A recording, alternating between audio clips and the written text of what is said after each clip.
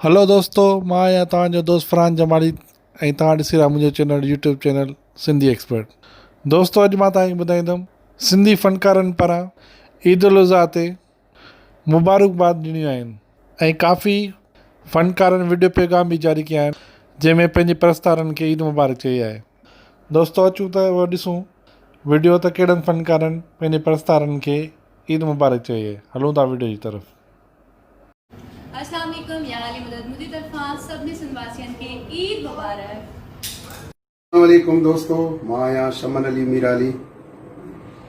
जीअं त मां तमामु पंहिंजे सभिनी परस्तारनि खे दिलि जी गहराइनि सां सलाम ऐं ईद मुबारक।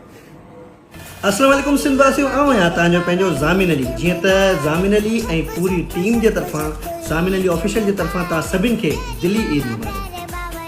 तव्हांजी पंहिंजी अक्सा की जलीला मुंहिंजी तरफ़ां तव्हां सभिनीनि खे ईद जी खोड़ सारी मुबारक।